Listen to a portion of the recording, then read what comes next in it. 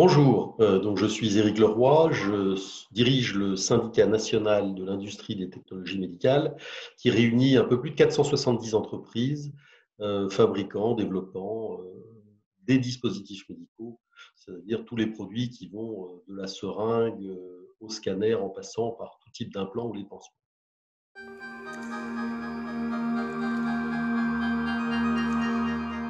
Permettez-moi d'abord d'avoir une pensée forte pour l'ensemble des victimes de ce terrible virus, du personnel soignant, on en a beaucoup parlé, on n'a pas assez parlé de beaucoup des victimes, et donc j'ai une pensée pour ces victimes et leurs familles. Le premier bilan pour les entreprises, il est dur.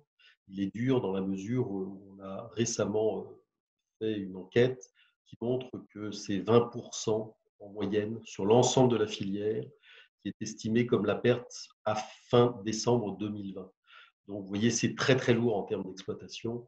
Euh, Comme on l'a vu, il y a eu énormément de chirurgies programmées qui n'ont pas eu lieu. Et donc, l'impact, il est évident pour les entreprises qui fournissent les produits précisément, qui permettent ces opérations. Derrière ce bilan globalement négatif se cachent des situations très contrastées, puisqu'il y a des entreprises qui ont été extrêmement mobilisées, en fait, sur toute l'activité autour de l'urgence en réanimation, de la respiration. Les entreprises ont été hyper mobilisées. Certaines ont multiplié leur production par 8 ou 10, se sont réorganisées, restructurées pour pouvoir assurer le service et la fourniture des produits qui étaient indispensables pendant cette période de guerre.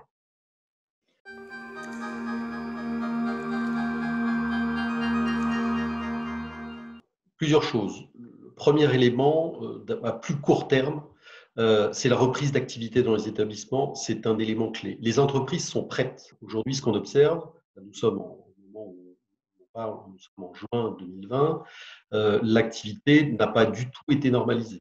Et donc, il faut que cette activité reprenne, il faut qu'il y ait une impulsion au niveau national pour que dans les différentes régions, finalement, les établissements de soins reviennent à une activité normale.